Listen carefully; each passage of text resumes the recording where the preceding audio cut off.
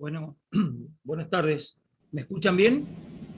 Sí, buenas tardes. Buenas tardes, ingeniero. Sí, se Buenas escucha. tardes. Buenas tardes, ingeniero. Buenas tardes, ¿cómo les va? Vamos a empezar. Esperamos unos minutitos siempre para que se conecten porque es un curso muy numeroso. Pero bueno, ya habiendo pasado 6 minutitos ya es tiempo de empezar. ¿Ven la pantalla perfectamente? Sí, ingeniero. Ingeniero. Perfecto, gracias. Bueno, hoy vamos a ver esta parte que yo les comentaba el viernes de es la primera parte de la unidad 5, que es la contaminación hídrica referido a ríos y lagos. Si bien algunos puntitos de estos, no en la forma que se ve acá, más profunda, pero en alguna otra optativa se ven algunos puntitos de esto, pero acá lo vemos con otro enfoque. Vamos a empezar diciendo de lo que es el entorno de agua dulce, porque en definitiva a nosotros nos interesa evitar la contaminación antrópica, es decir, la producida por el hombre, en aquellos cursos superficiales de agua dulce. De hecho, ahí estamos refiriéndonos a los ríos y a los lagos como posibilidad de utilización o de captación de ese recurso natural agua para fabricar ese alimento seguro que es el agua potable según el Código Alimentario argentino. Entonces, básicamente, nosotros vemos que los sistemas de agua dulce, limnológicamente, se clasifican en lóticos o en lénticos o leníticos. Los lóticos son aquellos cuya velocidad horizontal del agua no es despreciable, digamos, tiene un determinado módulo y lo constituyen los ríos, los arroyos, manantiales, etc. Los lagos, lagunas, lagos naturales, lagos artificiales como embalses, etc., son de velocidad relativamente baja, lenta, y de ahí viene el nombre. El parámetro fundamental que va a regular la calidad, no el único, ni mucho menos, pero el fundamental tal vez, es el contenido de oxígeno que tiene el agua dulce. Y fundamentalmente nosotros vemos que la penetración de la radiación solar en estas aguas se da según la turbidez que tengan, la profundidad, el tipo de cuerpo hídrico. Esa luz que penetra es fundamental para muchos procesos, fundamentalmente el proceso fotosintético, en el cual esas plantas acuáticas, macro y micro, fundamentalmente las microplantas, que sería el fitoplancton, fundamentalmente constituido por algas, tienen la función, mediante la utilización de esa luz, de esa radiación electromagnética, en cualquiera de sus espectros, infrarrojo, ultravioleta, etcétera, mediante la utilización de esa forma de energía externa con otra forma de energía química que se le dan ciertos pigmentos que se llaman clorofila, A, B o C, toman el carbono inorgánico de la atmósfera, que está en el dióxido de carbono, en el CO2, en el anhídrido carbónico, y forma más vegetal, se reproduce por ahí.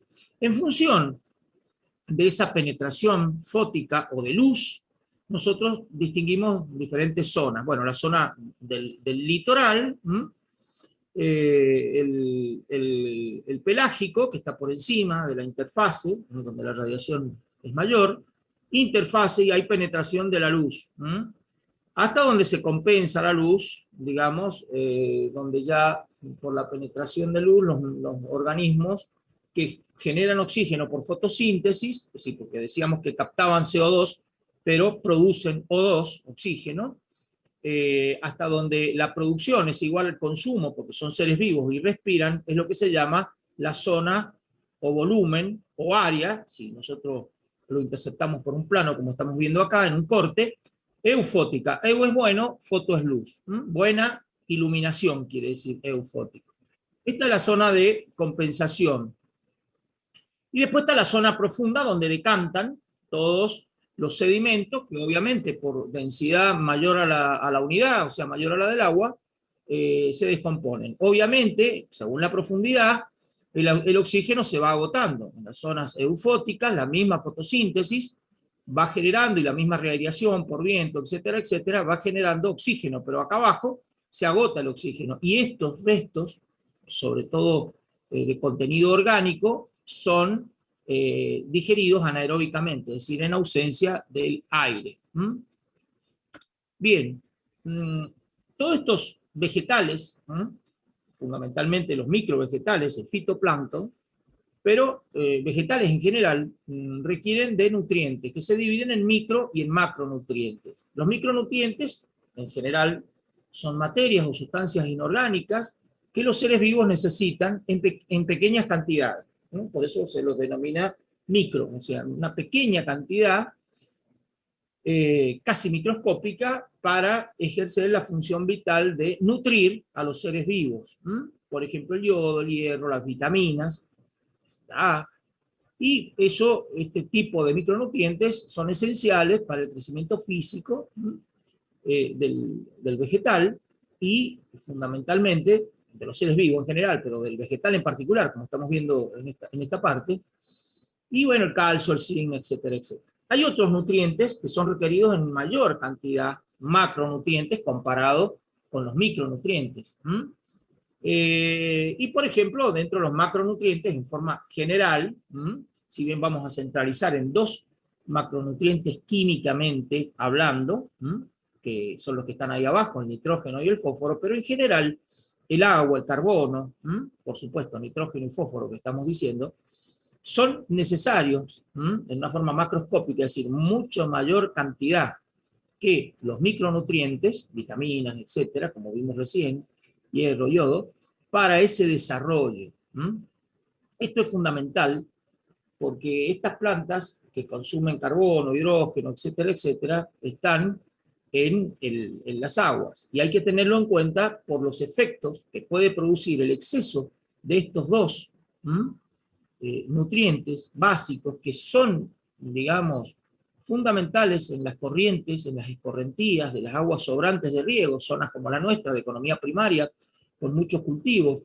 También vienen en las escorrentías de las aguas de lluvia, que pueden llegar a esos cuerpos leníticos, aunque en menor cantidad, pero fundamentalmente en las descargas o escorrentías ya conducidas por ductos cerrados, algunas veces abiertos, lo cual no debería ser, pero en general cañerías que transportan los residuos líquidos, después de la utilización del agua potable que hemos estado viendo en las dos primeras unidades, de los efluentes cloacales domésticos y de los efluentes industriales que tienen esos, fundamentalmente agroindustria, que tienen esas características. Hay otras que no son agroindustria fundamentalmente, que son mataderos, industrias cárnicas que también lo tienen. Bueno, la contaminación es evidentemente cuando los usos del agua, al cual la sociedad organizada les asigna un determinado fin, se ven afectados, se ven alterados. Y fundamentalmente hay que establecer criterios, estándares y parámetros para definir la calidad del agua y ver cuándo estamos frente a un problema de contaminación. Pero de hecho es la alteración de la calidad natural para un fin determinado. Bueno, básicamente los fines o los usos más comunes, no digo que sean los únicos, pero los más comunes son el consumo del agua para uso humano, para bebida, como alimento, potabilización, o los usos industriales, como materia prima, como refrigeración, como agua de lavado, etcétera, etcétera. Para generar calor, en calderas, lo que fuera. También el uso recreativo y contacto directo, navegación, pesca, contacto indirecto, baño, contacto indirecto, pesca como recurso hictícola, sobre todo la pesca comercial, también está la pesca deportiva, pero fundamentalmente ya como un recurso en el cual nosotros debemos preservar esa fauna hictícola de peces, porque tienen un valor para determinadas zonas, muchas zonas que evidentemente en los lagos, sobre todo, también en los ríos, se utiliza esa fauna hictícola con fines comerciales. También para riego, la zona es fundamentalmente desierto con cursos estamos hablando de las aguas superficiales, ríos, embalses que son reguladores de esos cursos, en los cuales esa regulación sirve para poder irrigar los cultivos que son la base de la economía agraria, de la economía primaria, y que tiene que tener ciertas características, cierta calidad. No cualquier agua sirve para riego.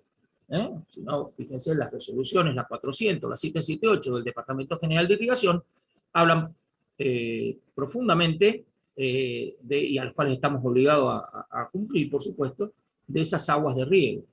Después nosotros en la unidad 5 vamos a analizar algunos de estos tópicos, fundamentalmente orientados a lo que son las calidades de agua de riego cuando hemos tratado efluentes cloacales, que es lo que a nosotros en la ingeniería civil nos importa en forma directa.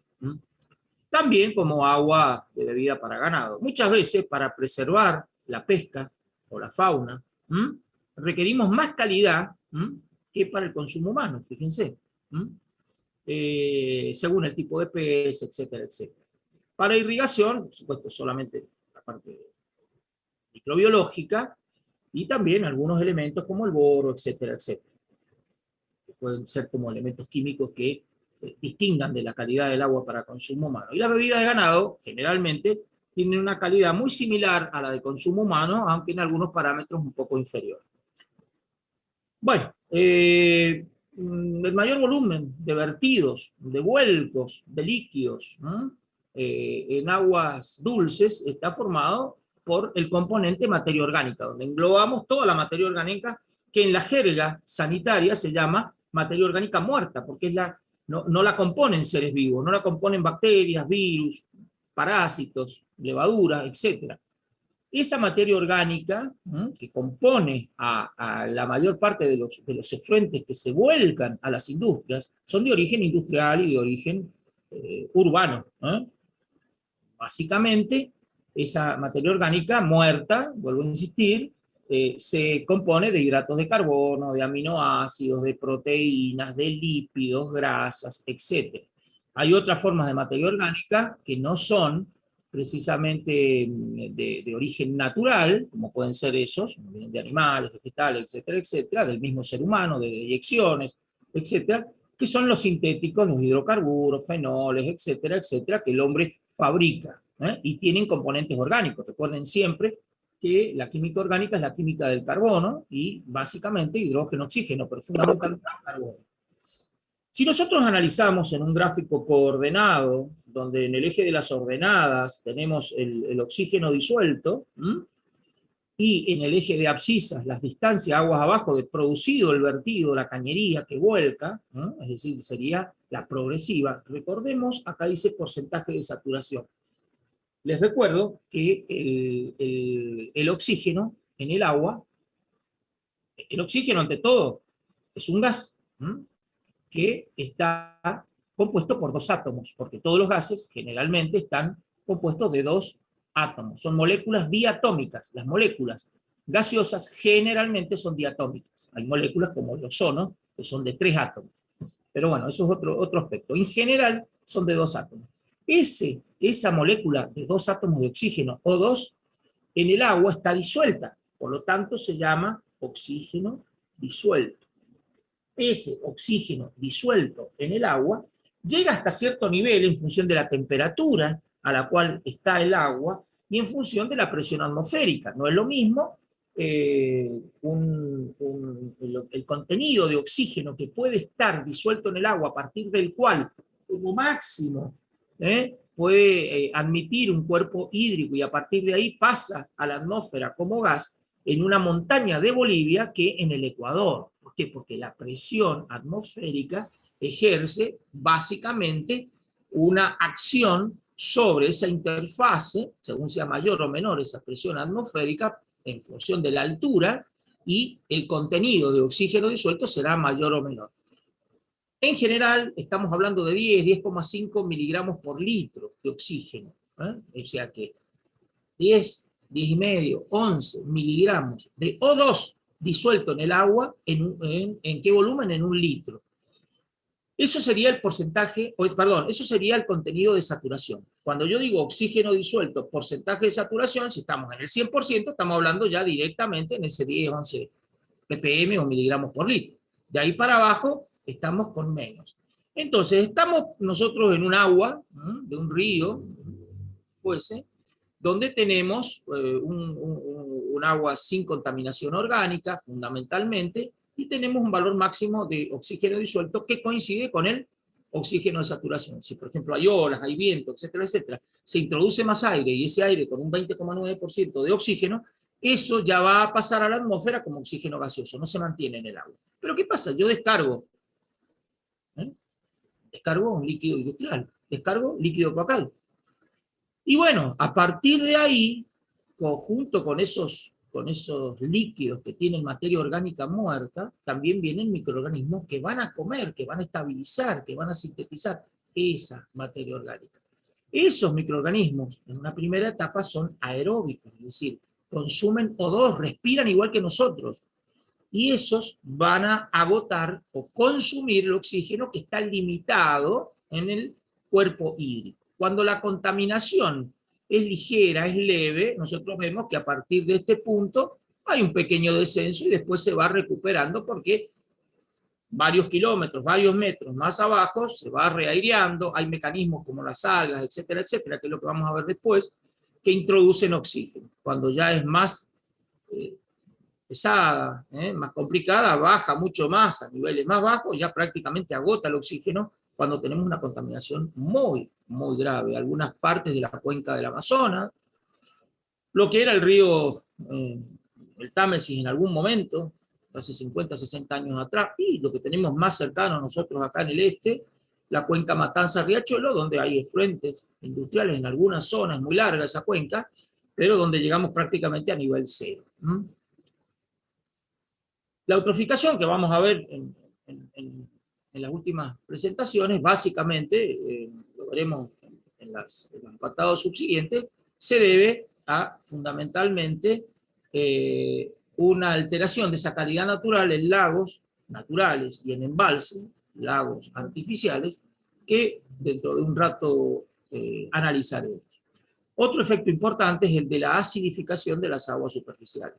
Veamos la parte de contaminación del aire relacionada a la ingeniería civil, fundamentalmente lo que la fuente fija, como por ejemplo las fábricas de cemento, de acero, etcétera, etcétera, generan con emisiones de óxidos de azufre y óxidos de nitrógeno, lo que los caños de escape generan como fuente móvil en una ruta, en un determinado punto también, como óxidos de azufre, de nitrógeno, aparte de otros gases que vamos a ver, pero hablo de eso específicamente, y fundamentalmente los aire acondicionados, perdón, los sistemas de calefacción, etcétera, etcétera, que tienen en los miles de departamentos en una ciudad importante, o en todos los, o en un barrio, no sean tantos, van generando esos SOX, NOx, que combinados con el agua generan lluvia ácida. Eso, por ejemplo, el óxido de nitrógeno forma con el H2O ácido nítrico. Y los óxidos de azufre forman con el H2O, con el agua de la atmósfera, el famoso ácido sulfúrico. Entonces, esas lluvias ácidas acidifican los cuerpos superficiales. En muchos lugares donde no se hace un tratamiento de esos gases, y bueno, fundamentalmente es una zona donde se produce esa acidificación. Eso se vio mucho en algunas épocas en la Europa del Este, y por las emanaciones no debidamente tratadas de países sí desarrollados, que no estaban atrás del muro de Berlín, como eran los países del oeste de Europa, y que llevaban todos esos gases. Es típico el caso de acidificación de la gran cantidad de lagos que hay en lo que es la Rusia actual. También, en algún momento, hasta que las cosas cambiaron con respecto a las exigencias, en Canadá se veía que, bueno, por ahí, en alguna cantidad de industrias mucho más grandes que las europeas, en Estados Unidos, no debidamente tratadas, iban esas corrientes y acidificaban los lagos canadienses, ¿no? Hasta que, obviamente, eso se revirtió, como no podía ser de otra forma, por presión de los países afectados. Esa acidificación es muy compleja porque afecta a todos los usos. Bueno, hay algunos problemas que se van generando y podemos nosotros analizar, siguiendo esta normativa del COFAPIS actual en OSA, con el cual ustedes van a trabajar en los prácticos, pero bueno, esta estos cuadros que da, habla de distintos síntomas o distintos problemas que se manifiestan. Por ejemplo, la muerte de peces. Por ejemplo, la producción de olores, sulfuro de hidrógeno, CH2, ¿no? Olores molestos, organismos molestos, hablemos de gusanos, etcétera, etcétera. ¿Cuál es el uso que se interfiere? ¿Qué usos afecta? Por ejemplo, la pesca, la recreación y la salud ecológica, por supuesto. Bajo nivel de oxígeno disuelto, y las variables son la demanda biológica de oxígeno como medida indirecta de la materia orgánica, amoníaco, nitrógeno orgánico, sólidos orgánicos, bueno, una turbidez, materia orgánica, etcétera, etcétera. Cuando se agota el oxígeno se produce este gas, SH2, lo vamos a ver profundamente en la unidad 5, cuando hablamos de digestión anaeróbica de efluentes, y es un problema. También se transmiten enfermedades, disturbios gastrointestinales, irritaciones a la vista. ¿A qué afecta esto? Bueno, a la provisión de agua. También afecta a la provisión de agua, pero específicamente estos al uso recreativo, baño, etcétera, etcétera. Hay alto nivel de bacterias. ¿Y cuáles son los parámetros? Bacterias coliformes, totales, fecales, streptococos, virus y fundamentalmente Escherichia coli. Lo vamos a ver cuando analicemos esto, aunque algo hemos mencionado en las primeras clases. También por presencia de sabores, digamos, molestias de tipo estética, también en lo que es provisión de agua, recreación. Crecen excesivamente las plantas, se produce eutrofización por exceso de nitrógeno y fósforo. Entonces crece el fitoplancton. El fitoplancton son las algas. Aparecen otros problemas como compuestos carcinogénicos o cancerígenos en el agua de bebida.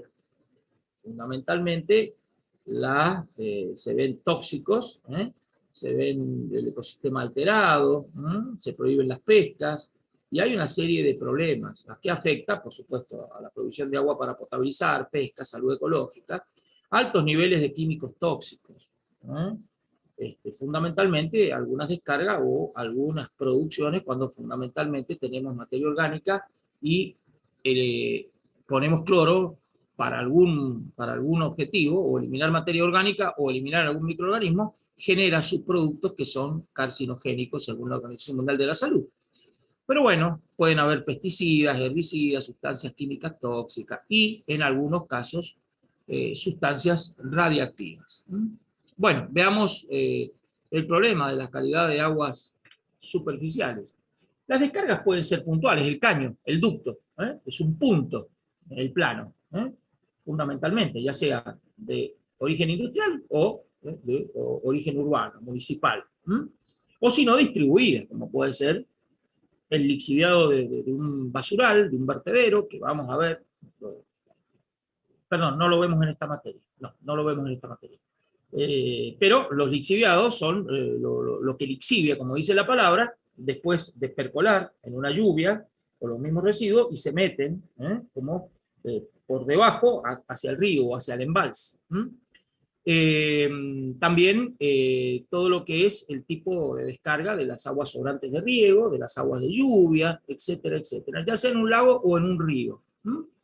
Estas suelen ser transitorias, claro, se produce la tormenta, el sobrante de riego, etcétera, etcétera, pero no son como estas las puntuales que generalmente la industria, o mucho más las descargas cloacales, si bien hay una diferencia de caudal, lo están viendo ustedes con los coeficientes alfa del práctico 2, si es que ya han empezado, calculo que sí, con lo que es las épocas de invierno-verano, o dentro de las horas del día, pero siempre tenemos un caudal de líquido cloacal que se está descargando.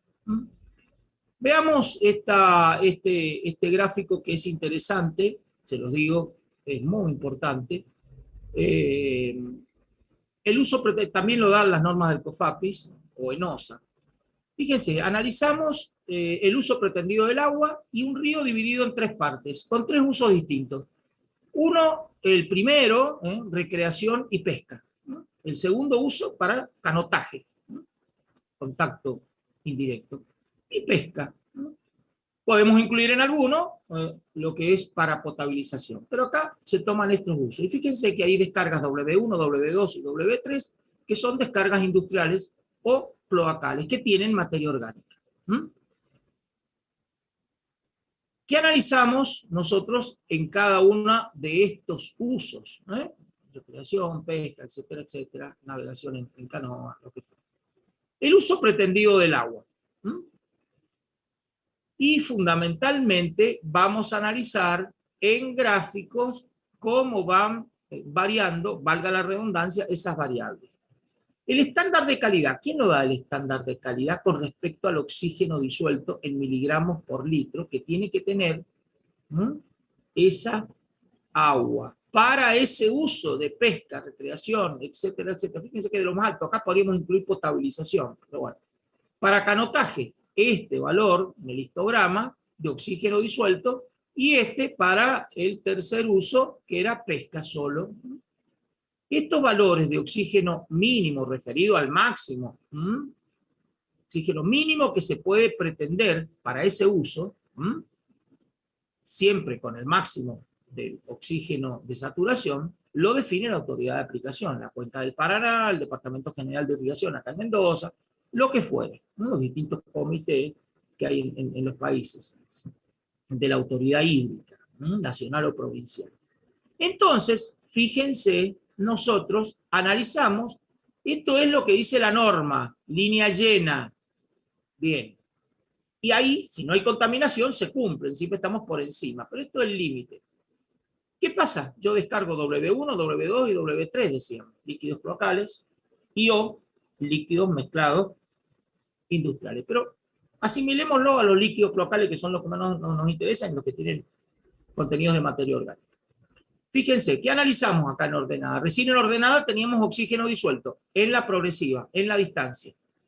Acá tenemos DBO, en kilos por día. DBO era la demanda biológica o bioquímica de oxígeno que medía indirectamente la cantidad de materia orgánica, midiendo que los kilos de oxígeno que los microorganismos aerobios necesitan para degradar, para estabilizar, para comer esa materia orgánica. Entonces, los kilos de DBO que por día, si nos referenciamos al tiempo, estamos hablando de forma absoluta, sin ningún tipo de lógica, ¿no?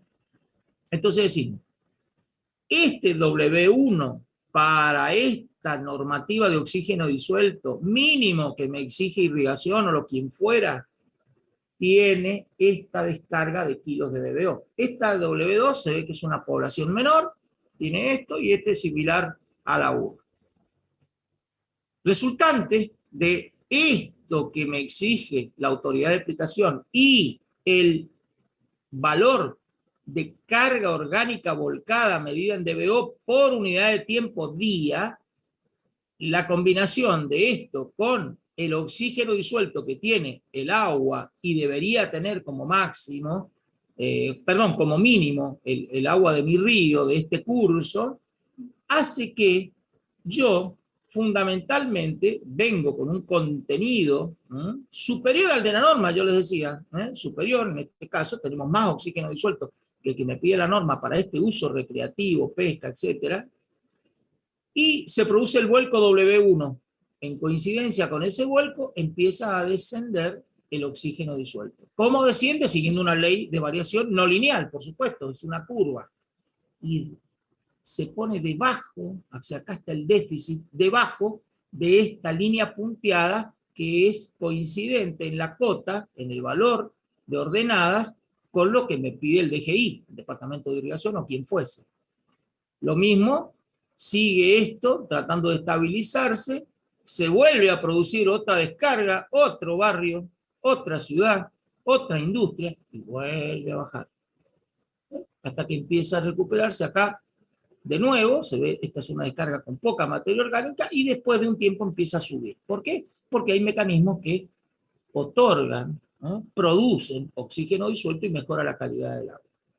¿Qué es lo que tengo que hacer? Yo no puedo admitir, no puedo comerme el hecho de que los municipios, la provincia, el industrial tal, quien fuera, descargue esto y me haga superar digamos, los contenidos fundamentales o disminuir, aumentan los contenidos fundamentales de carga orgánica y disminuye el oxígeno disuelto por debajo de lo que me exige. Entonces, ¿qué hago? Hago plantas depuradoras. que bajan la materia orgánica. Por eso en el histograma de descarga de DBO, tanto en W1 como en W2 como en W3, baja hasta valores, que era la línea punteada para marcar cómo era inicialmente. Yo hago una disminución de esos kilos por día de esa DBO en esta descarga 1 para que sea admitida por esta mínima cantidad de OD. Entonces, fundamentalmente, acá, el oxígeno disuelto, después de haber disminuido en el histograma este segmento de cota, este segmento de cota y este segmento, estamos ya con lo que es oxígeno disuelto. Perfecto, venimos igual que acá, pero se produce la descarga. Ahora, la descarga hace bajar el nivel de oxígeno disuelto, pero no por debajo de lo que me exige la norma. Estamos acá, es ideal, tangencial. Tiene que estar como mínimo con el valor que me exige. Acá lo mismo, después en esto también. Entonces, fundamentalmente, dado el problema en el cual se agota el oxígeno por descargas orgánicas, fundamentalmente de líquidos cloacales, se deben ejecutar obras de ingeniería, que son las plantas depuradoras de líquidos cloacales, que no me inutilicen el río. ¿Y quién maneja tanto la parte hidrológica como la parte de contaminación hídrica? Es el ingeniero civil. Por eso es un aspecto importante. ¿Cómo reacciona el cuerpo receptor? En este caso, cuerpo receptor, río, arroyo, lo que fuera. Bueno, se generan varios procesos físicos, químicos, biológicos, que nosotros tenemos que tener en cuenta. Uno de los primeros aspectos que se opondrían a esa disminución por vuelco de materia orgánica en ese curso receptor y que tiene que coincidir con el mínimo que me exige la normativa de la autoridad hídrica de aplicación en el lugar, es la radiación por atmósfera. ¿Qué significa? Que nosotros introducimos o se introduce por el mismo movimiento, por los vientos, por los saltos, por los gradientes hidráulicos que tiene el río, a lo largo de toda su trayectoria, de toda su progresiva. Si nosotros vemos oxígeno disuelto en ordenadas y en abscisa, lo que es la distancia, nosotros vemos que nosotros tenemos distintos procesos que se van produciendo. En un principio, el oxígeno disuelto está prácticamente en equilibrio con el valor de saturación. Entonces decimos, no hay ningún consumo, estamos perfectos. Se produce la descarga. Este es un gráfico, ya está unificado con respecto al que vimos recién. Se produce la descarga, baja, pero por procesos de reaireación natural, que esto puede demorar muchos kilómetros o mucho tiempo, y no puede ser admitido generalmente que este proceso natural de subimiento del oxígeno disuelto hasta alcanzar valores del oxígeno de saturación pueda ser admitido por las autoridades de aplicación. Por eso se nos exigen las plantas, pero en forma natural esa incorporación de aire con oxígeno básicamente vuelve a subir también en una forma de ecuación no lineal de orden superior, generalmente orden cuadrático o cúbico. Entonces fíjense, por la descarga consume oxígeno por causas biológicas o químicas, a veces son sales que consumen oxígeno. Vuelve hasta un valor igual, ¿y qué pasa acá? Fíjense, a veces hay saltos, hay como cascadas, etcétera, etcétera, que hacen que temporariamente suba el valor del oxígeno disuelto por encima de ese valor de saturación, por encima del cual toda molécula de O2 que exceda ese valor, 10,5 miligramos por litro, pase a la atmósfera. Porque se introduce tal cantidad de agua por el gradiente hidráulico, por la energía que tiene por la caída, la pendiente, etcétera, etcétera, ese curso de agua, y sube, pero no dura mucho, vuelve a bajar hasta volver al equilibrio. Transferencia de oxígeno de la atmósfera porque hay un salto, etcétera, etcétera. Un caso similar en cuanto a lo que sucede, no el proceso, lo vamos a ver en la unidad 6, donde a través de la fotosíntesis de las algas en las lagunas de estabilización que nosotros proyectamos, ¿eh? Lo empezaron copiando los chinos hace 6.000 años, pero en definitiva todos le copian a la naturaleza. Esa fotosíntesis hace que suba por encima de ese nivel de saturación que naturalmente no puede subir el oxígeno, no puede haber más de ese 10,5, 10, pero ahí como está constantemente la maquinita, el alga, consumiendo CO2 y generando O2, ese es un efecto que prácticamente se mantiene. Pero acá esto es nada más que respecto a la hidráulica del cuerpo hídrico. Hay expresiones, ¿no?, de la transferencia de oxígeno, esto simplemente es ilustrativo, por supuesto, ¿no? La mayoría son empíricas, esto es para que sepamos que existe, ¿no? Toda esta exposición, yo se los dije el viernes pasado, está en el apunte que se llama Contaminación de lagos y ríos, exactamente esto, así que ustedes no tienen por qué preocuparse de dónde va a salir, ¿no? Esto es un resumen de alguna bibliografía, pero fundamentalmente de ese excelente tratado que son las normas del COFAPIS, los 15 tomos, que en su momento hizo el ingeniero Potel Junot, maestro de maestros y un calculista eximio de la Universidad de Córdoba, un gran profesional que llenó de plantas la Argentina y Brasil, y sobre todo un gran docente. Bueno, estas síntesis son de distintos países, por supuesto, es una recopilación. Pero bueno, ¿qué tenemos en cuenta para saber cómo varía la concentración de oxígeno disuelto en el tiempo? Bueno, varía en función de los coeficientes de transferencia de oxígeno, del área, de la interfase, del volumen, de la columna líquida, etcétera, etcétera, etcétera. Son expresiones. Y después se calculan esos coeficientes de transferencia, por ejemplo, Danvers, los distintos autores que han investigado, los americanos generalmente, los sudafricanos, neozelandeses, han desarrollado, y rumanos, gente de la Europa del Este, han desarrollado estos principales modelos, ¿no? Un modo ilustrativo. Bueno, y se van los distintos valores en función de distintas coordenadas. De tal forma que el coeficiente de radiación volumétrica, que a mí me permite calcular cuánto oxígeno voy a tener, que está en función de los parámetros que ya vimos, la altura, la profundidad, la velocidad del cuerpo hídrico, tenemos para distintas profundidades las velocidades en metros segundo, velocidad, profundidad en metro, velocidad en metros por segundo, ese coeficiente K que nosotros tenemos de esta expresión, según la referencia de los distintos autores, Owen, Churchill y O'Connor. Bueno, uno de los efectos del río que se defiende frente a esa descarga con materia orgánica medida en dBO era la radiación atmosférica. Pero existe otro proceso porque se suma oxígeno. Reairea, mezcla aire con 21% de oxígeno. La materia orgánica que yo estoy volcando como dBO tiene la particularidad de que se degrada por acción de las bacterias. Esto es lo que se llama la oxidación biológica de la materia orgánica. Esto se llama desoxigenación, porque claro, así como la reaireación, la mezcla de aire, por las olas, por el viento, por los saltos, por la misma topografía del perfil del curso hídrico, lótico, o sea, río, incorpora esto, desoxigena, porque la materia orgánica consume oxígeno para ser estabilizada. ¿Quién lo consume? Los microorganismos.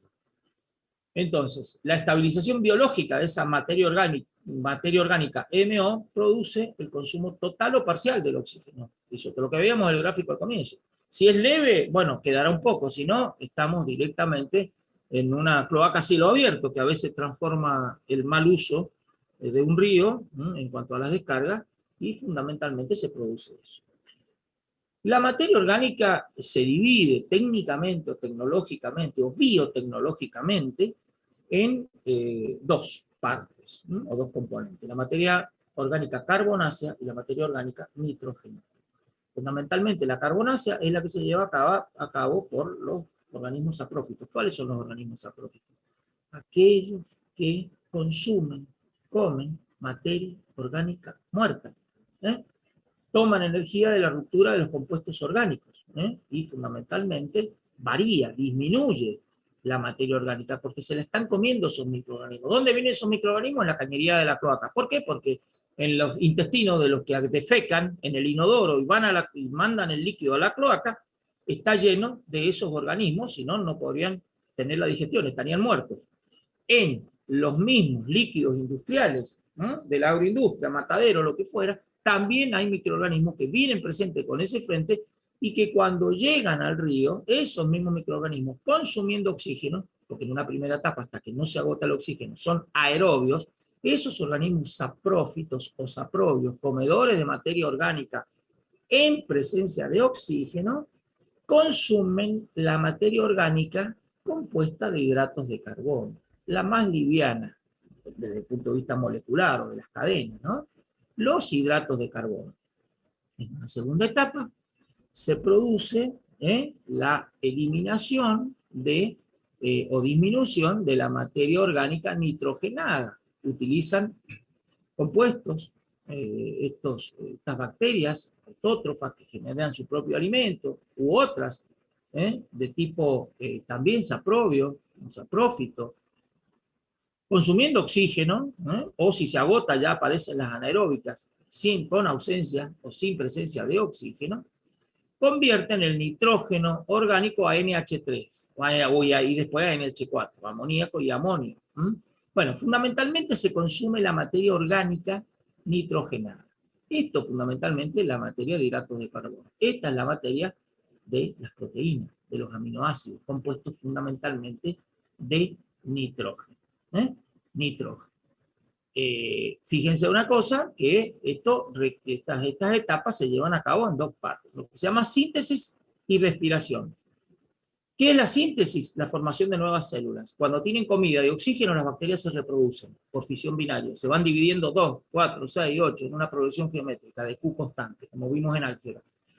Y la respiración es cuando estos compuestos orgánicos se degradan. Claro, se degradan porque se transforman en comida. Y a su vez se reproducen, forman algunos compuestos, pero esta materia orgánica pasa a ser una materia inorgánica. Entonces, respiración y síntesis. La DBO, en presencia de bacterias, y con factores de crecimiento, como nutrientes, por supuesto, presencia de oxígeno, forman dióxido de carbono. Fíjense que esto es la ecuación de una combustión. Si ustedes se acuerdan de química, en el primer año, esto es una combustión. Solo que acá la combustión la llevan a cabo, ¿quiénes? Las bacterias comiendo materia orgánica mediante DBO. CO2, agua, más bacterias, claro, se reproducen, y energía. Todo proceso tiene energía. Lo mismo pasa con nosotros, con nuestro organismo. Bueno, esto que veíamos recién. En una primera etapa, tenemos ordenadas DBO, tiempo día. En una primera etapa tenemos la carbonasa, es la que más rápidamente se consume. En una segunda etapa, la nitrógena. Esto se da entre 8 y 10 días. Y la DBO, que se mide a 5 días, la DBO 5, más o menos por acá, mide de la demanda carbonácea, que es la fundamental, prácticamente el 85%. Por eso se admite el parámetro que dieron los ingleses de medir, en función de lo que era la medición en el Támesis, de medir la DBO en 5 días en condiciones estándar de temperatura y altitud. Si yo sigo teniendo la siembra del líquido, o sigo dejando mi proceso en una planta depuradora, se comienzan a comer otros microorganismos la materia orgánica nitrogenada, de tal forma que la carbonasa más la nitrogenada demora generalmente aproximadamente 20 días. 20 días. Y eso es lo que se llama la DBO última. Un comentario ilustrativo.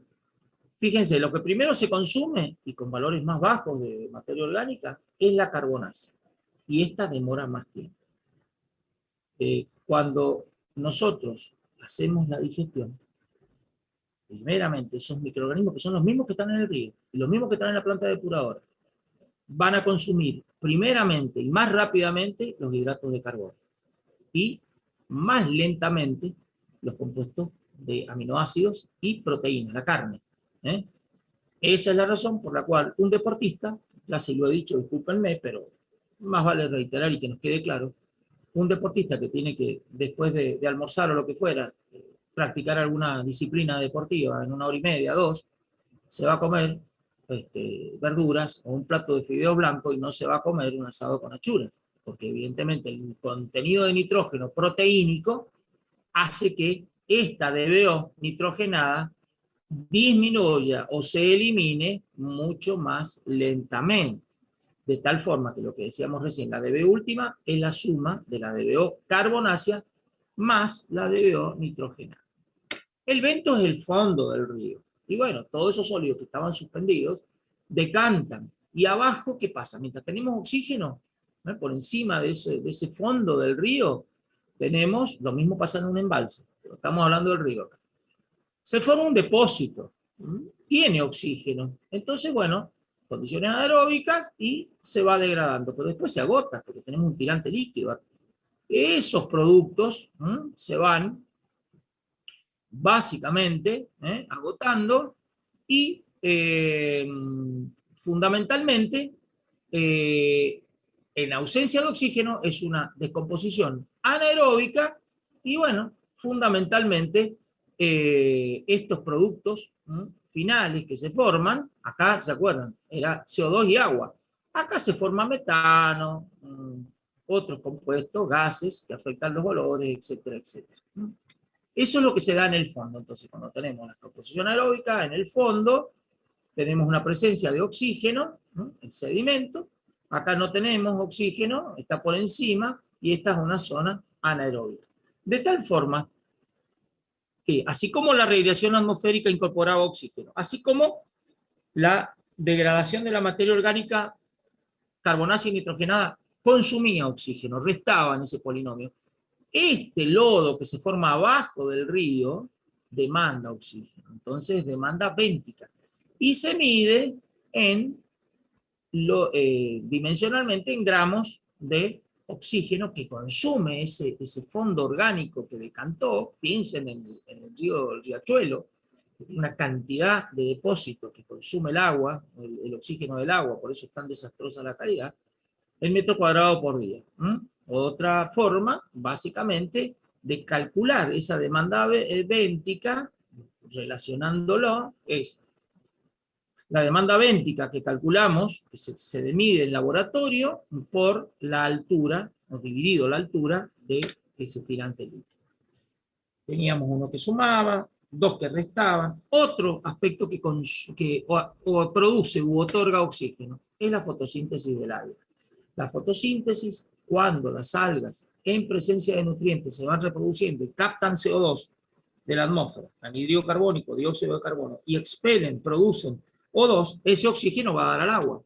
Pero tengamos en cuenta que durante el día hay una generación por fotosíntesis de oxígeno positivo, pero el alga respira. Si no respirara, si no consumiera oxígeno, como todo ser vivo, más allá que produce por fotosíntesis, también lo usa para respirar, ¿no? En este valor negativo que está a lo largo de todo el día. Lo que pasa es que esto está fuera de escala y este consumo siempre es menor que esta cota de producción. Ahora, en la noche, cuando no hay fotosíntesis, solamente existe esto para el río.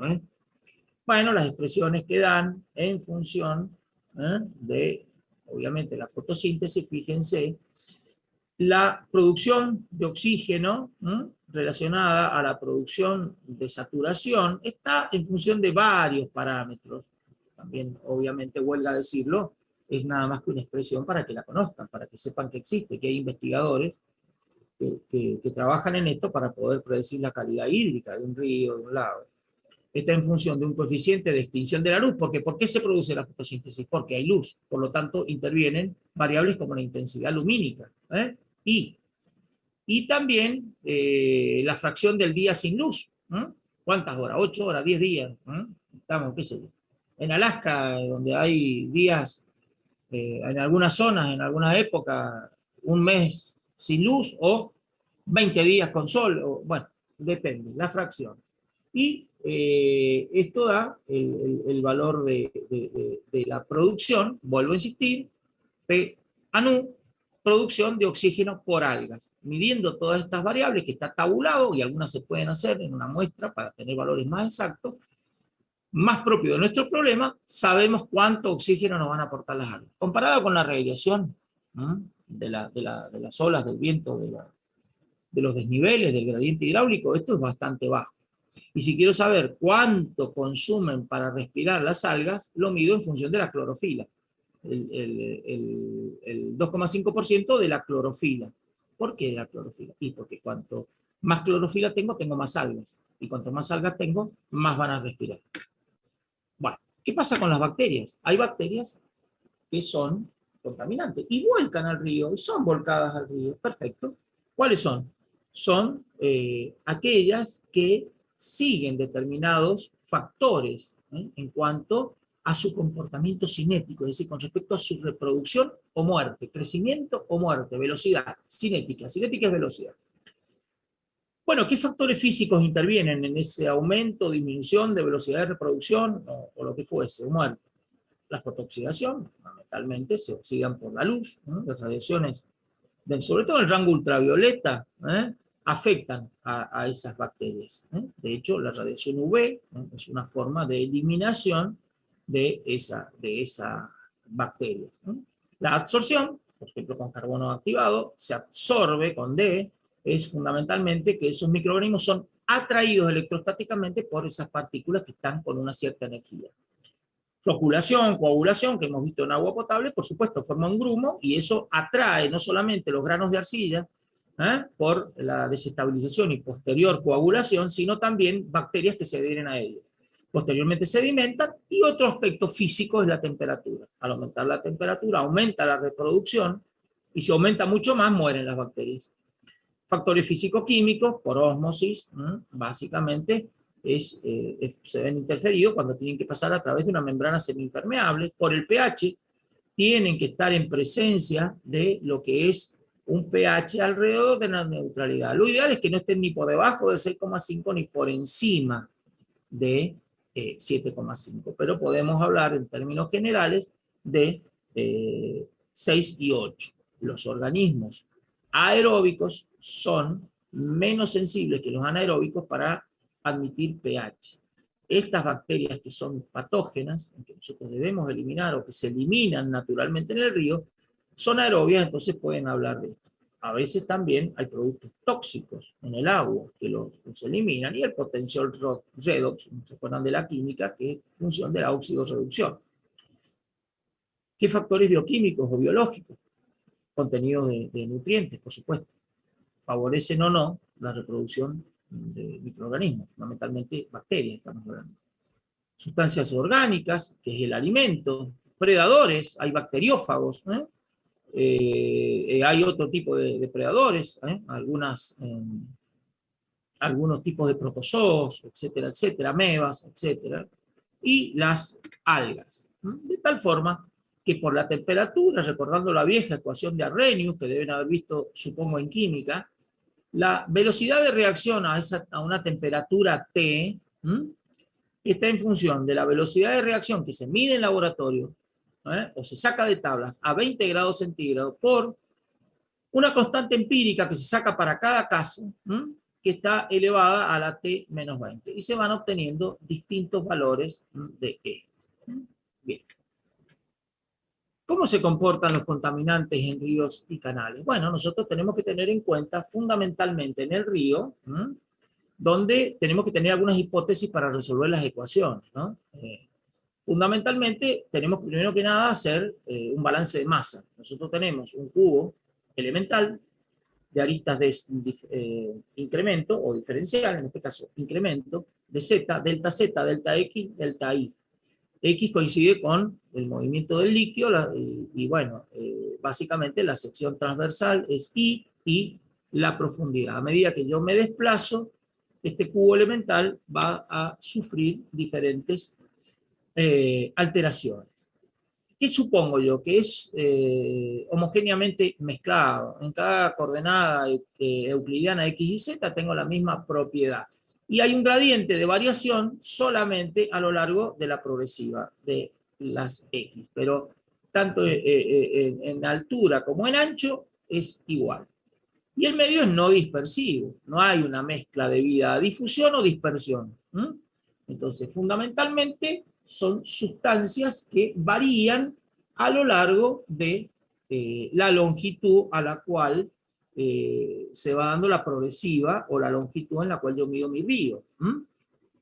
Otro aspecto importante es que está en estado estacionario, no varían con el tiempo, ¿no?, estas propiedades, y fundamentalmente las ecuaciones que regulan estos crecimientos de bacterias se responden matemáticamente a ecuaciones de primer orden, es decir, elevados a la 1. Esto permite la superposición de efectos. Si ustedes se acuerdan, la base de la física, como no la física aplicada, que es la que tenemos los ingenieros, es suponer la superposición de efectos por linealidad de las ecuaciones diferenciales, que son las que responden a esas transformaciones o variaciones del ente móvil, como se dice en filosofía, que son el estudio de los cuerpos, ya sea en la mecánica clásica, cinética, dinámica, o en la parte eléctrica y magnética. Otra clasificación es que las sustancias pueden ser conservativas o no conservativas. Las conservativas son sustancias que no sufren decaimiento en el tiempo, es decir, la masa de esa sustancia no varía en el tiempo.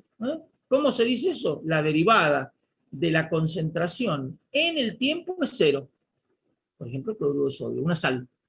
En un río pasa el tiempo y no, siempre va a ser sal. Entonces, constante de primer orden igual a cero, ¿no? Y todas estas hipótesis responden a esta ecuación diferencial, donde B es la velocidad, esta es la progresiva, y esta es la concentración, caudal y agua. La solución de esta ecuación diferencial es la concentración del contaminante en el punto de salida. Prácticamente es la misma. Pero están las sustancias que no son conservativas y que se degradan en el tiempo, y esas son las que también nos interesan, las conservativas. ¿Verdad? Cuando hay una descarga que tiene salinidad en un río, ¿no? Acá típico era no es un río, ni mucho menos, el canal Pescara, en zona de Guaymallén, bueno, evidentemente las descargas por muchas industrias, ¿no?, de cloruros, de sulfatos, etcétera, etcétera, no se degradaban en el tiempo. Cloruro de sodio, por ejemplo. Pero la materia orgánica medida en dBO se degrada en el tiempo. La derivada de la concentración respecto al tiempo es distinta de cero, matemáticamente hablando.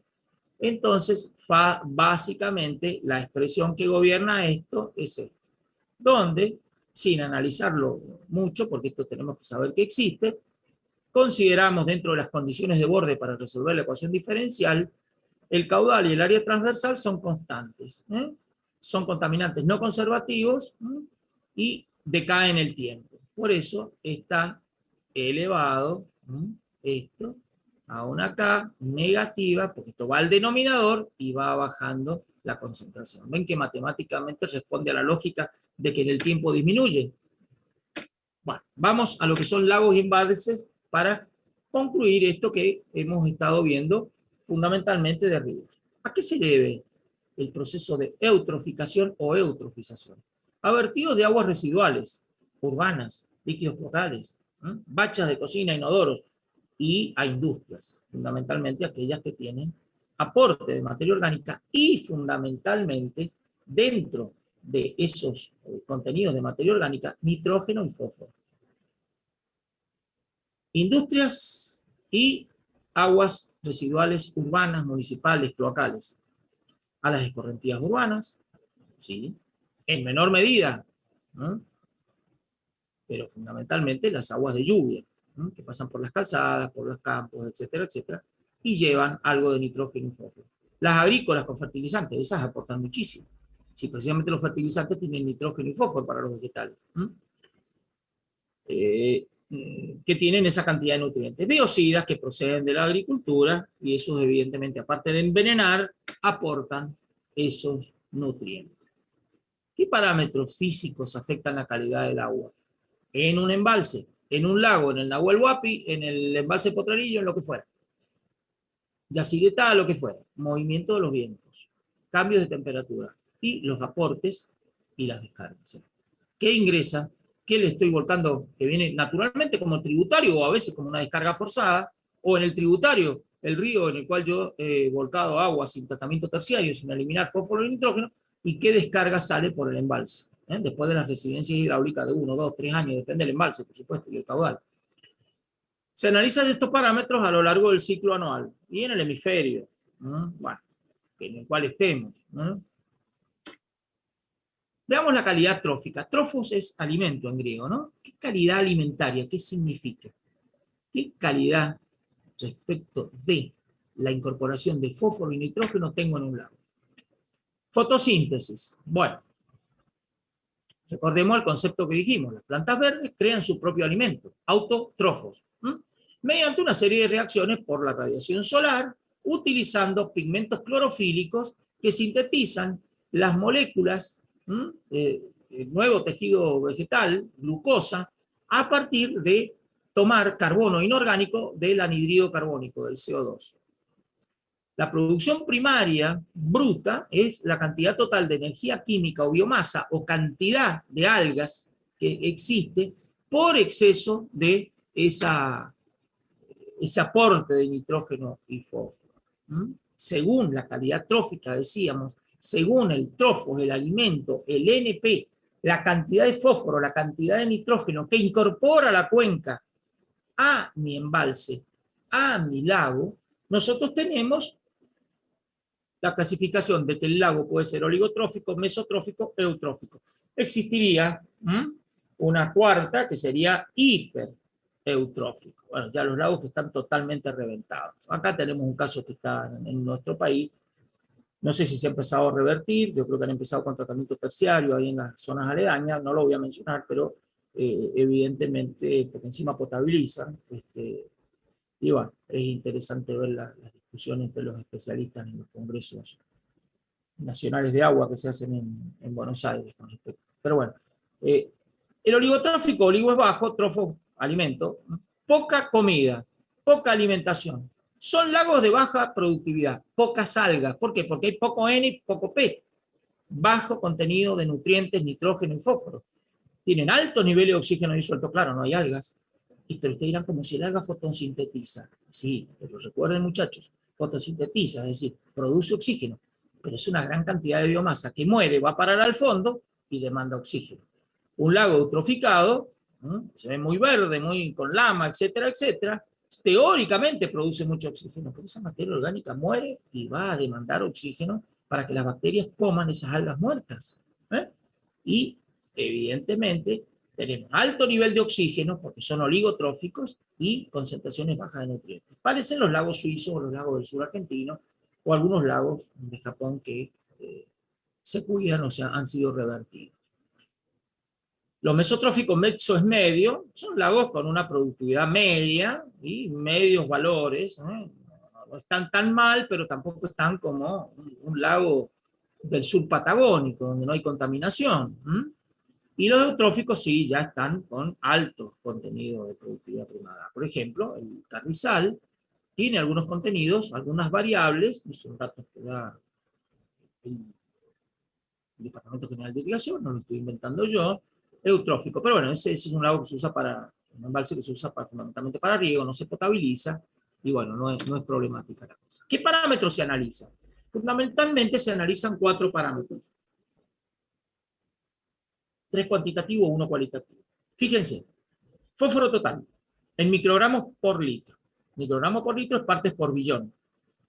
Un microgramo en un litro es una millonésima parte, suponiendo que el decímetro cúbico o el litro pesa 1 kilo, ¿no es cierto? Bueno, un problema de reducción. No vamos a detener en esto. Cuanto más fósforo hay, van a haber más algas. Bueno, cuando tengo menos de 10 microgramos por litro o miligramos por metro cúbico, es lo mismo, millonésima parte, perdón, 1000 millonésima parte, cuando estoy por debajo contenido de fósforo, estoy en oligotrófico. Cuando estoy entre 10 y 20, estoy en mesotrófico. Y cuando estoy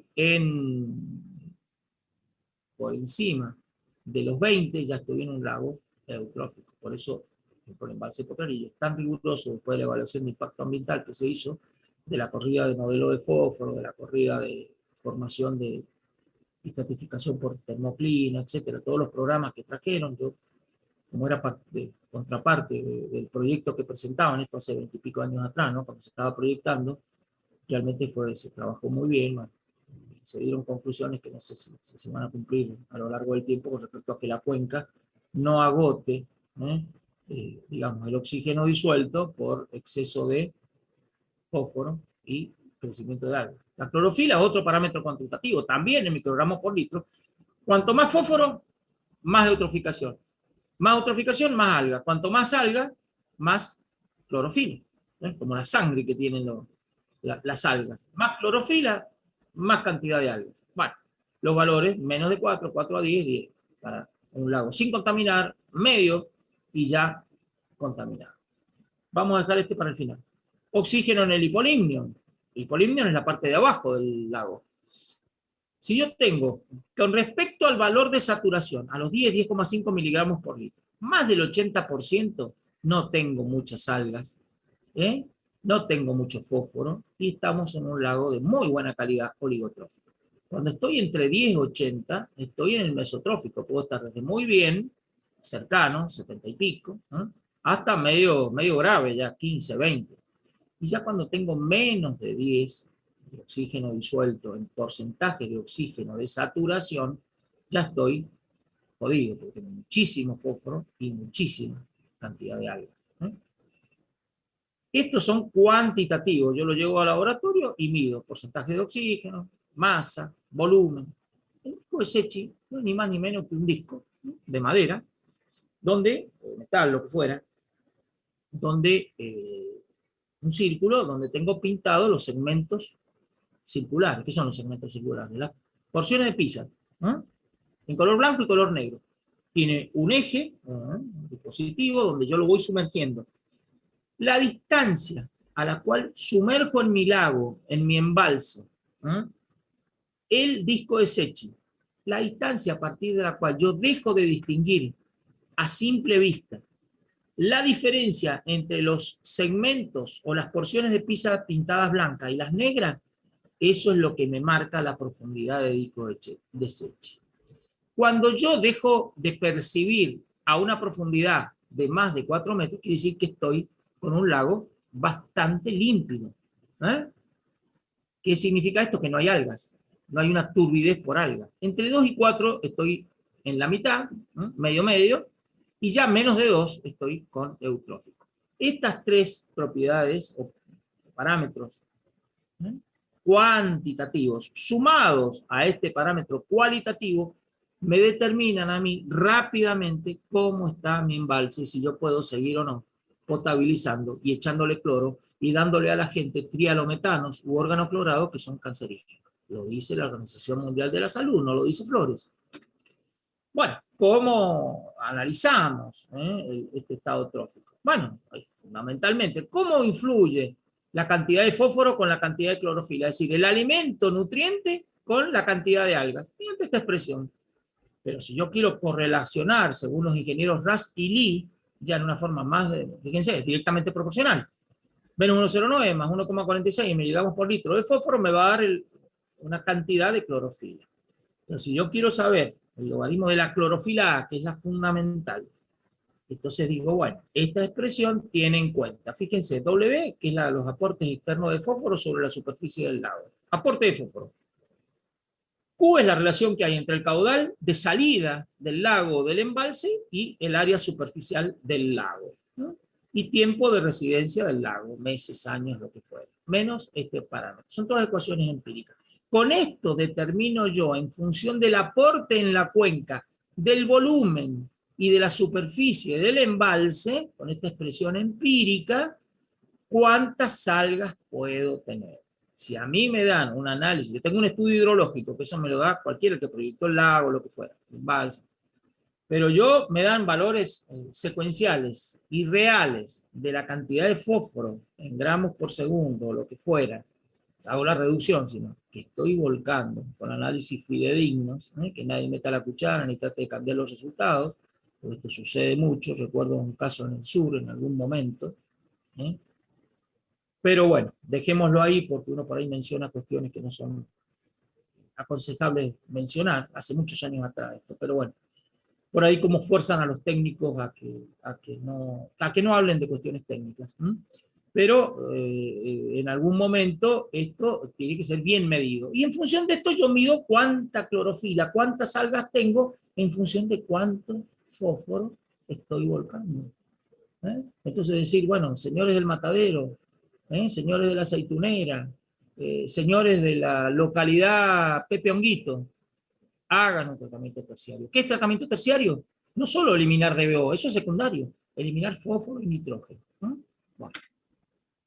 Si yo analizo la cantidad de concentración de clorofila respecto de esta relación que tiene en cuenta el aporte de fósforo, el tiempo de residencia, el caudal a la salida, etcétera, etcétera, veo que a medida que aumenta, porque esto está en el numerador, a medida que aumento el W, voy a tener aumento de clorofila A. La clorofila A es el pigmento que determina por excelencia la cantidad de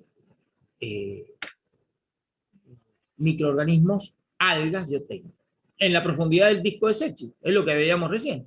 Cuanto menos, digamos, esta es la profundidad, y en metros, y el contenido de clorofila. Entonces, fundamentalmente, fíjense que es decreciente.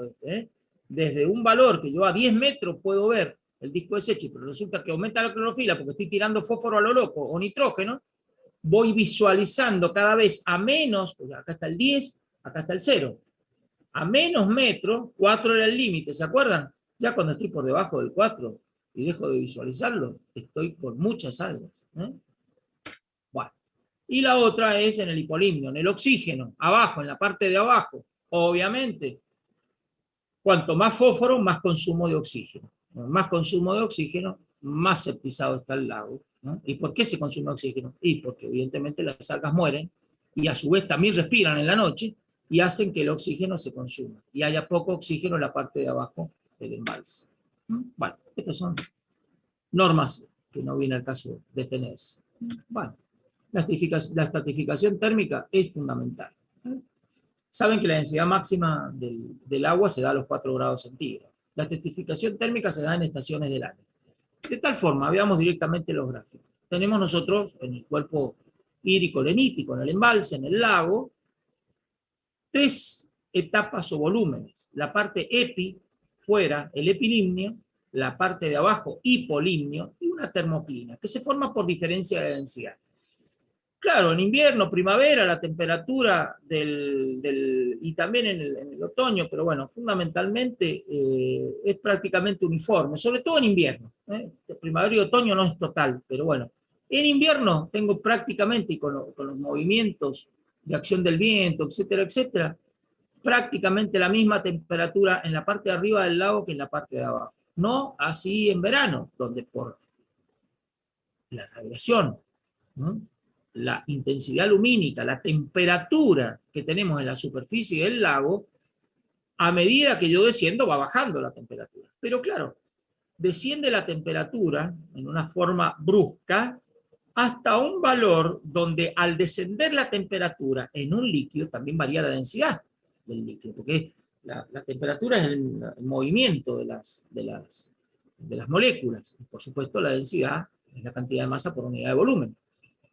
Esta estratificación supone que hay una variación de densidad por variación de temperatura y hace que acá se forme como un solado, como un piso.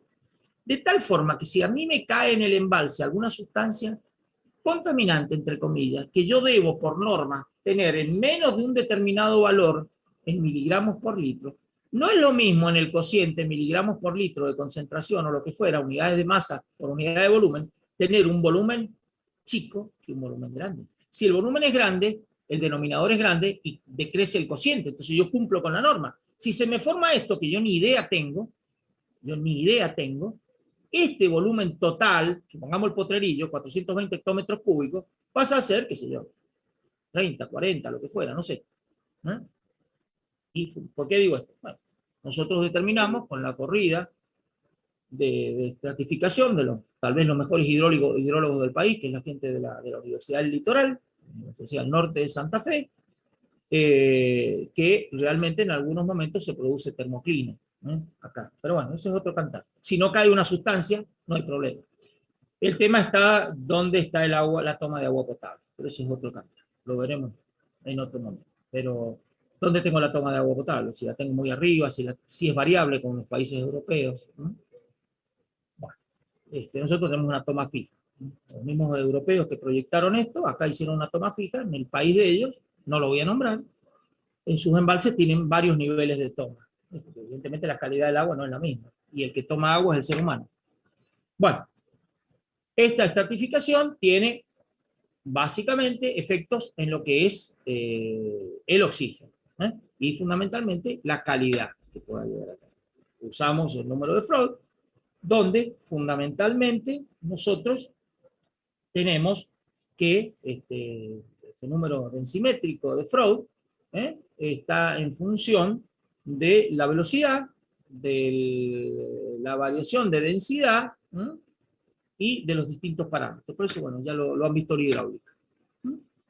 Bueno, las plantas planctónicas o fitoplanctónicas producen la eutrofización, que es un crecimiento desmedido de algas, de vegetación fitoplanctónica a través de la incorporación en la cuenca desmedida por encima de esos valores que hemos visto de fósforo y de nitrógeno. Fósforo total, digamos, como total disuelto o como total particulado. A ver, las descargas municipales, las industrias, la correntía, lo vimos más temprano, el aporte de la atmósfera, todo esto va aportando distintos contenidos de fósforo. Lo que a nosotros nos importa es la descarga de los líquidos locales. Estamos estudiando ingeniería sanitaria. Y el peor, fíjense, ¿cuánto un líquido crudo tiene de fósforo? Entre 5 y 10. Miren, acá en Mendoza, tuve muchos años trabajando en lo que era obras sanitarias, AISAM, calculando, y básicamente estamos entre 8 y 10. ¿No? Ese valor es totalmente real. Esto está sacado de las normas del COFAPI. Por eso tiene tanta importancia. Está hecho por un ingeniero que sabía mucha teoría, que era un gran profesor y que calculaba, no era un tipo solamente de libros. Vuelvo a repetir, el gran ingeniero Potel Junot. Cuando no hay remoción, cuando yo tengo un tratamiento de barros activado, un tratamiento primario y secundario, puedo llegar hasta 7. Bajar 3 si tengo 2, si tengo 9, 10. Pero cuando hago remoción de fósforo, cuando yo tengo un tratamiento terciario, que hago de nitrificación para sacar el nitrógeno, y precipito, o lo hago biológicamente, como hacen los sudafricanos, como enseñaba el ingeniero Marais, el sudafricano de Ciudad del Cabo, que es muy complejo. Acá apenas si podemos manejar un barro activado, se imaginan, eliminar con microorganismos fósforo, es un tema que ni se imaginen lo difícil que es. Pero bueno, se puede perfectamente coagular y flocular con sulfato de aluminio, no solamente para la arcilla.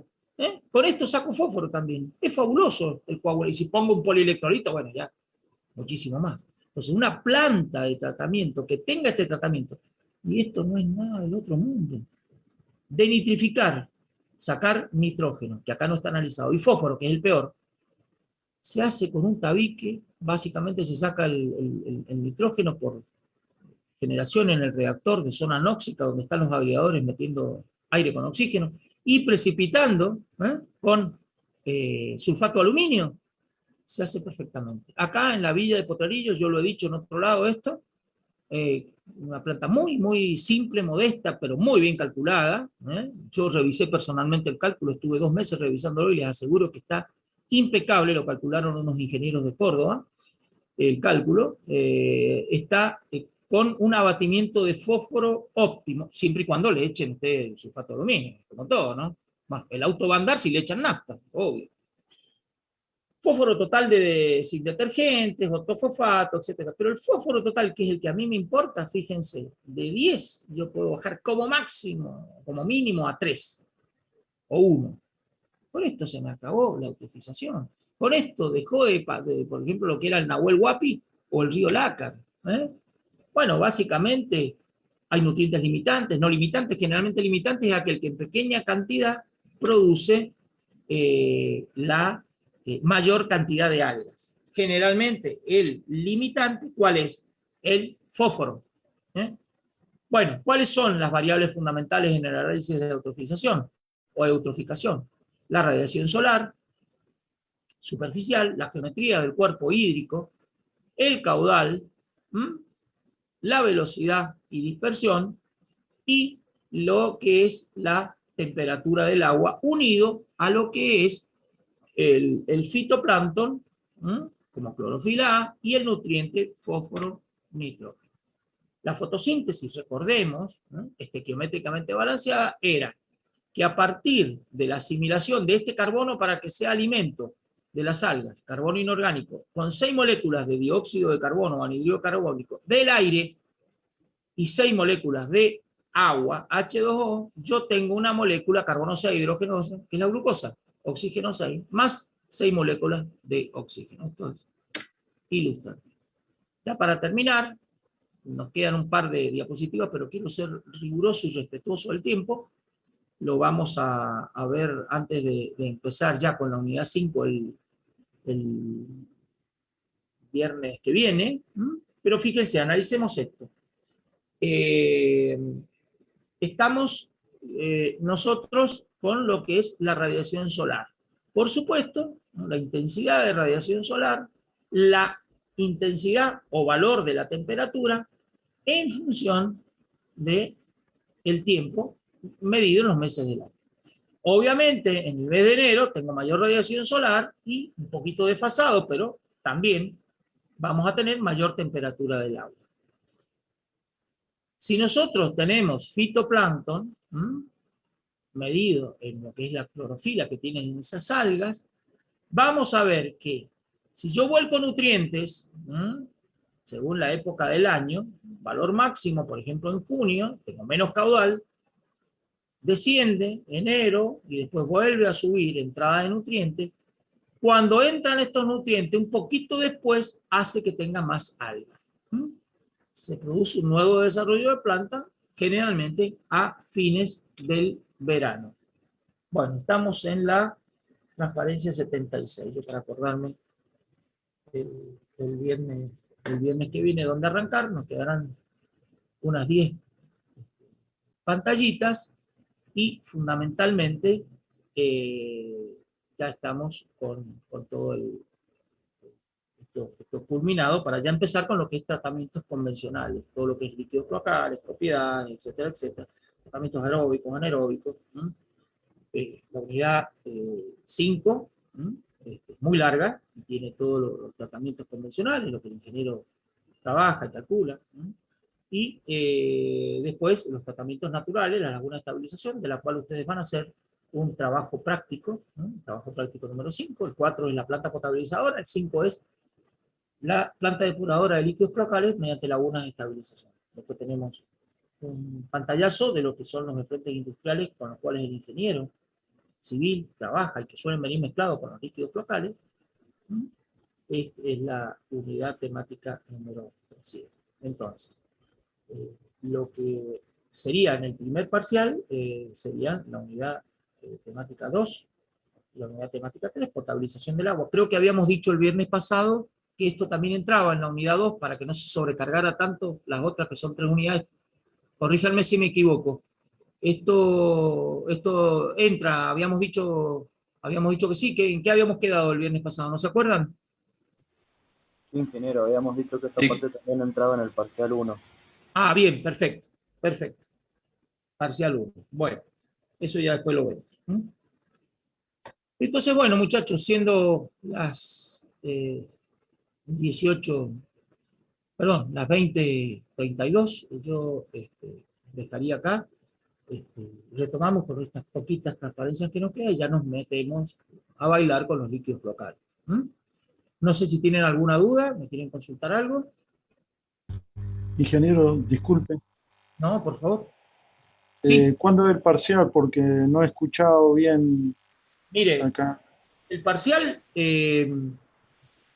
yo el viernes que viene, en la primera media hora, ya he terminado los contenidos del primer parcial. ¿Por dónde van en la práctica ustedes? Estamos haciendo el práctico 2. ¿Cuál? Perdón, no le escuché. ¿Qué práctico? El número 2. El número 2. El número 2. Bueno. Cuando ustedes terminen el práctico 3, ya van a estar en condiciones de rendir el trabajo, el parcial número 1, porque el parcial número 1 tiene como unidades temáticas teóricas, fundamentalmente la 2 y la 3, una introducción a la 1, por supuesto, bueno, eso es más que nada, digamos, orientativo, pero fundamentalmente la unidad 2, 3 y esta partecita de la unidad 5, que es la contaminación de lagos y ríos. Eso con respecto al parcial de teoría. Con respecto al parcial de práctica 1, que las notas se computan y se promedian diferentes, pero se toman obviamente en el mismo momento, en la misma materia, abarca la unidad del trabajo práctico número 1, del trabajo práctico número 2, redes de agua, y del trabajo práctico número 3, redes de cloaca. Así que cuando se termine, que yo no sé cuándo van a terminar las prácticas, ¿no? Cuando se termine, a partir de ahí se va a poder tomar el primer parcial, ¿me entiende? Yo no le puedo decir cuándo, Bueno, porque no sé cuándo van a terminar en la práctica, ¿me entiende? perfecto, ¿no? Como no había escuchado, creía que ya habían hablado del tema. Perdón. No, pero yo se lo aclaro porque a lo mejor hay otro chico que, o chica que no se acuerda o no estuvo cuando yo lo comenté. Cuando terminemos, en definitiva, como les digo, yo el viernes termino esto y ya está, lo que yo doy como para, y que son eso apunte, ¿no? El trabajo de potabilización del agua y este trabajo de contaminación del río y lago, ya tienen material ustedes para el parcial de teoría del parcial 1.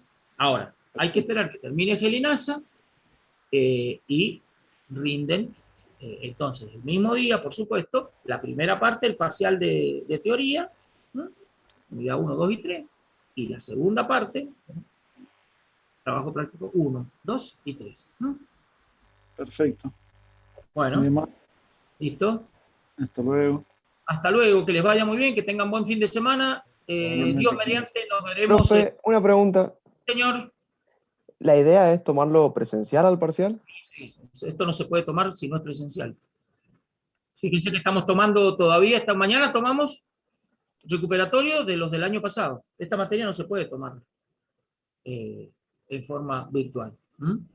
O sea que Así podrían modificarse las fechas por lo de la pandemia y demás. Por supuesto, eso nos vamos a poner de acuerdo.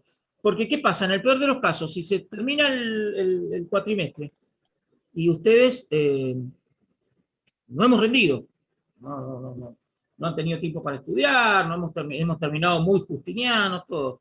Aquellos que han cumplimentado, por supuesto, la presentación de la carpeta. Ustedes saben que eso es fundamental, ¿no? La presentación de los prácticos y aprobación de los prácticos. Y llegamos, por ejemplo, a junio, que estoy dando un ejemplo, no quiero decir que esto va a pasar, ¿me entiendes? Y no llegamos, ¿qué pasa? Y bueno, le pasamos la regularidad. Ustedes rinden, a lo mejor han rendido el primer parcial y les queda el segundo. O a lo mejor no han aprobado y como tienen instancia de recuperación, tanto el primero como el segundo, pero nosotros tenemos que pasar, obviamente, la aprobación directa o la regularidad en un plazo determinado. La facultad, por supuesto, tiene que tener. Bueno, se les pasa la regularidad. ¿Ustedes qué pasa? Recuperan el parcial o rinden el parcial 2 y aprueban. Bueno, después se anotan, aparecen en acta y nosotros le ponemos en el acta la nota promedio del parcial 1, del parcial 2 y eventualmente de los recuperatorios del parcial 1 y parcial 2. Eso obviamente está, eso lo venimos haciendo siempre, está absolutamente consensuado con la dirección del departamento y bueno, es exactamente lo mismo. Eso por las dudas que no alcancemos a terminar. No se preocupen que no se van a quedar colgados, eso les quiero decir. Ustedes lo que se tienen que preocupar es de aprobar los prácticos y de aprobar los parciales, que esperemos que sea en el plazo convenido. Si no, es exactamente lo mismo. Los tiempos para estudiar, a veces nos piden que corramos el parcial, sobre todo el parcial 2, que es muy largo. Entonces, bueno, eso se ve en el momento, pero en ninguna forma se van a ver perjudicados. Van a tener los 4 parciales y las 4 recuperaciones en caso que les haya ido mal en la primera instancia. Y la aprobación o es por aprobación directa con la nota o será como si fuera que se hubieran presentado a rendir y no se presentan, después por planilla. ¿Se entendió lo que he dicho? Perfecto. Sí, perfecto, profe. Muchas gracias. No, por favor, usted despreocúpense. Hagan los prácticos, estudien, recuperen si necesitan, y bueno, la nota la van a tener, la aprobación la van a tener antes o después. Muchas veces los plazos los manejan ustedes también, porque les decimos, bueno, para tal día, no llegamos, tenemos esta otra. Y bueno, nosotros lo que menos queremos es perjudicarlos, al contrario. Y por eso corremos, porque nos piden. Bueno, y se van poniendo los plazos. Ahora, ustedes saben que la facultad, Secretaría Académica, como no puede ser de otra forma, exige plazos, lógico. Bueno, no importa, la nota la van a tener igual. Lo demás es un trámite, se anotan como que vienen a rendir y les ponemos la nota a los parciales, en esa planilla del, entre comillas, examen final. Eso lo deben haber hecho en otras materias también, no es nada nuevo. Pero yo les comento cómo es acá. Así que si llega a haber algún problema con la presencialidad, ojalá que no, qué sé yo, no importa, eso se lleva. No creo, porque ahora que está bastante jodida la mano, sin embargo mañana tenemos, porque se cumple un protocolo muy riguroso. La universidad en ese sentido, les digo, está trabajando admirablemente la tecnológica, realmente. Mire que yo trabajo en otra universidad también excelente, pero acá es excelente, no porque yo sea egresado de la tecnológica, pero es la verdad. Se está trabajando muy bien, así que no se preocupen. Nunca el alumno se va a ver perjudicado, salvo que no estudie, bueno, pues es un tema ya de ustedes. O no haga los prácticos, eso ya es un tema de ustedes. Así que, bueno, si no tienen ninguna otra cuestión, nos veremos, Dios mediante, el próximo viernes. Perfecto, ingeniero. Listo, gracias, ingeniero. Perfecto. Chao, gracias. Chao, que la pasen bien, hasta luego. Hasta luego, Nos vemos, ingeniero. buen fin de. Hasta luego, Gracias, ingeniero. buen fin de semana para ustedes también, gracias.